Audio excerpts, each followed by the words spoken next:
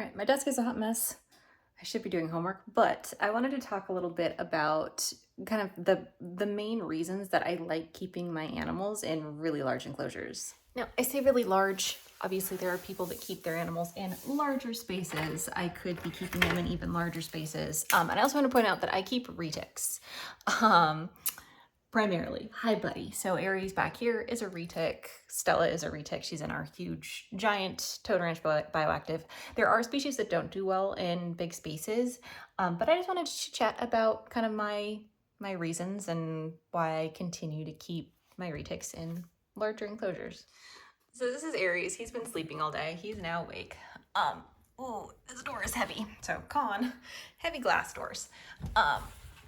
But one of the nice things of keeping them this way is you get to do a little bit more choice-based.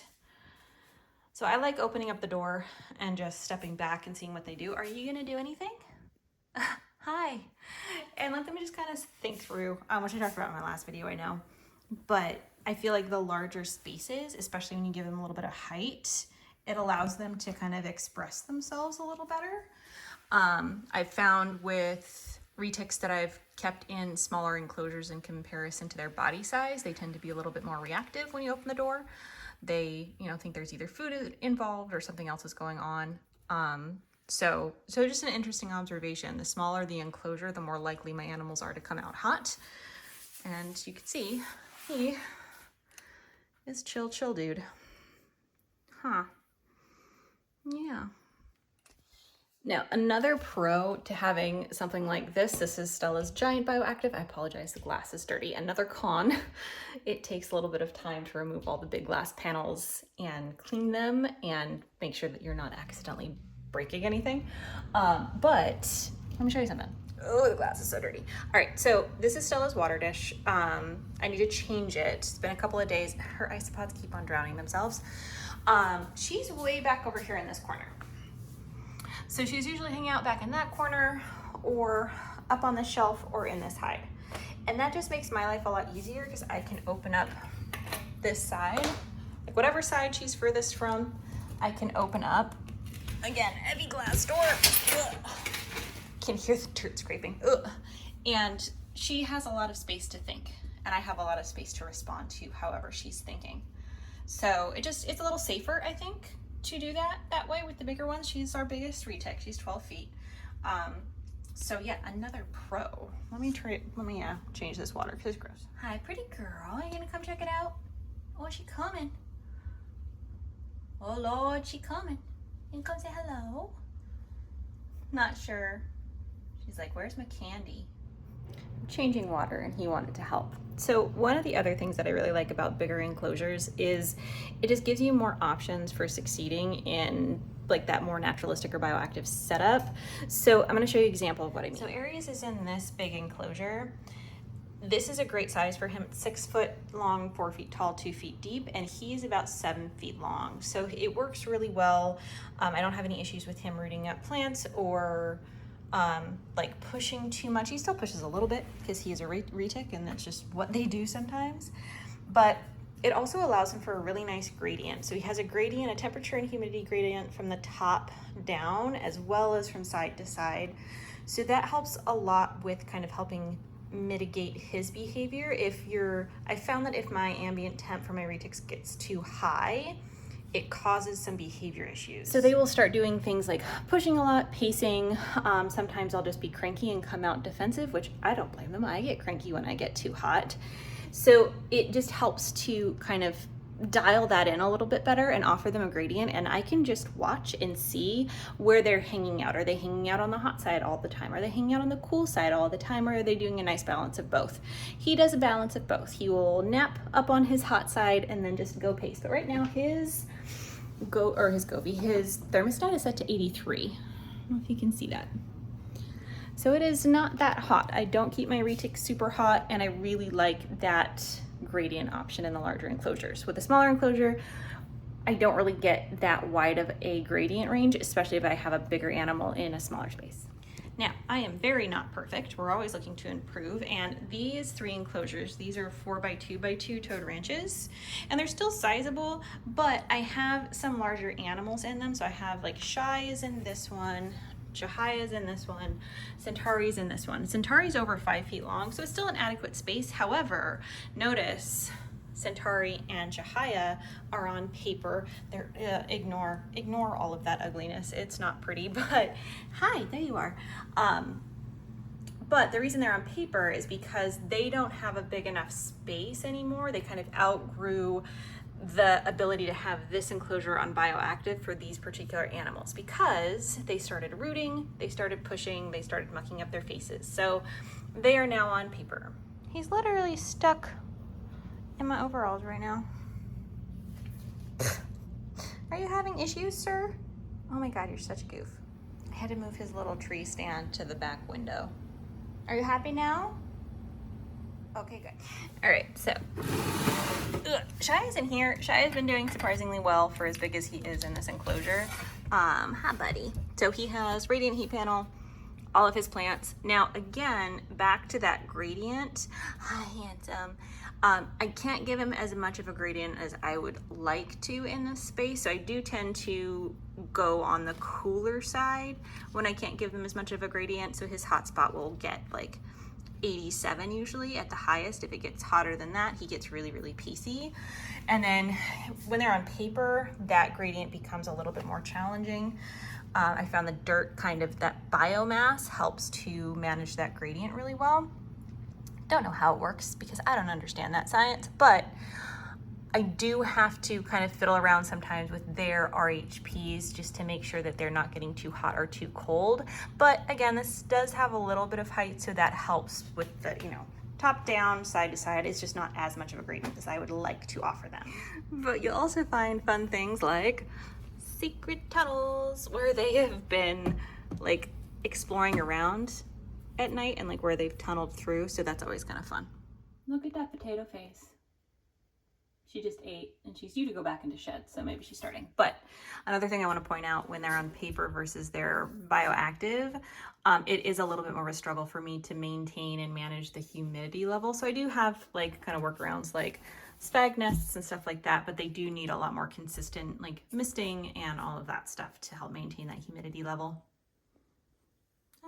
One of the other things I've noticed keeping in bigger spaces is when they go to the bathroom, they tend to move away from it. So if they have the option to not sit wherever they just peed and pooped, they tend to move. So that's been an interesting observation given the chance they don't like to hang out in their own pee and poop.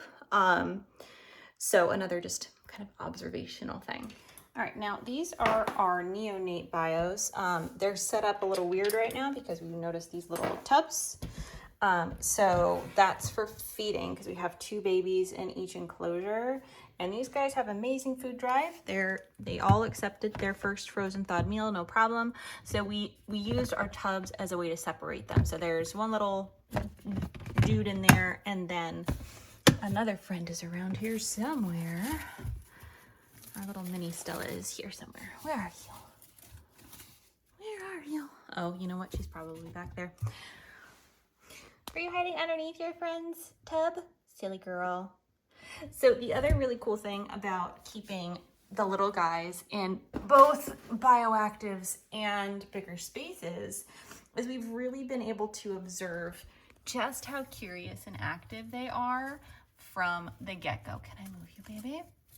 So they've been very curious, very tractable from day one, from the day that we moved them from Stella's enclosure after maternal incubation to this enclosure. And this is 2 days after she's eaten. No food mode, just chill mode, which is super fantastic. I think it's just really fun to see. It gives me a better chance, at least for my style of keeping and handling, to see what these animals' behavior actually like translates into as far as their reaction and response to environmental stimulus.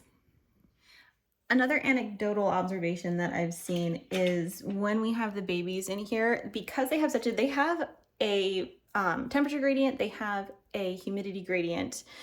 in their little 2x2s. So they have anywhere from like 80 degrees to their hot spots get about 88, 89. I keep them a little bit warmer than my adults. But even right after having a meal, I've noticed, like, not all of them, but some of them will choose to digest in a cooler spot. Like, I tempt some of them like as low as 83 the morning after feeding them, and they had gradient options. So really, really fascinating. Just kind of see what they choose to do when they have the options. Oh my gosh, look at how pretty Stella Jr. is. Hi, pretty girl. Now, I've said this before and I will continue to say it.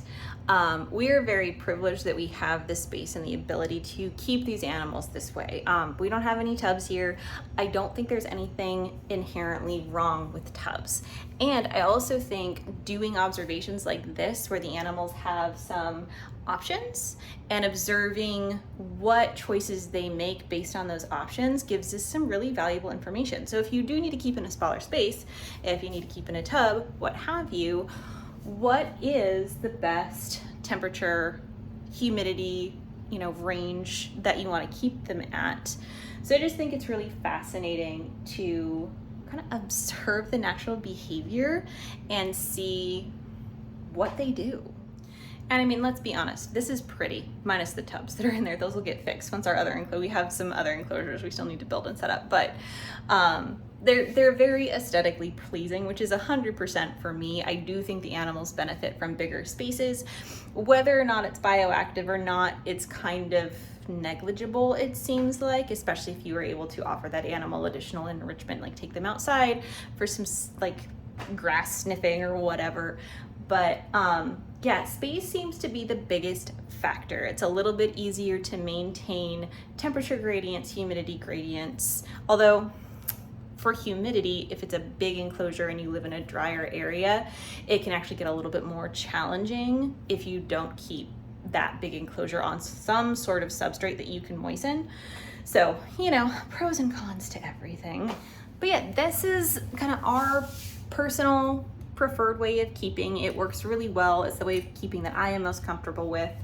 I prefer Bioactive, but if I can't do Bioactive, I still want to do as big of a space as I can offer my animals. Now, another con to that is we are limited in the number of animals we can keep unless we build a whole new space. But honestly, if we had more space, I'd probably keep the same amount of animals and just get them even bigger enclosures, because they really do, for the retics anyway, they really utilize every inch of space, and it seems to help with their attitude. I think they just relax and feel a little bit safer, maybe. I don't know. I don't speak retics, so but yeah, those are just kind of my personal observations. I know that keeping in large enclosures like this is not accessible to everyone, so I'm certainly not judging anyone that might keep in smaller enclosures. These are just kind of my observations and why we keep the way we do. There's always a reason for everything. I'm always willing to switch up my comfort zone for the benefit of the animal. So we have a couple animals that need to be on paper. I don't want to keep them on paper, but they need it. So that's what we do. Some animals need a smaller, more secured space. Provide them what they need. Listen to their behaviors and respond accordingly, and your animal will be happy. All right, I think that's it for this week. I need to make it short and snappy while I was cleaning waters because, as usual, I have a crap ton of homework to do. So yeah, thanks for watching. Like and subscribe as always, very appreciated. If you want your own Toad Ranch, I have a discount code below, and I will catch you on the next one.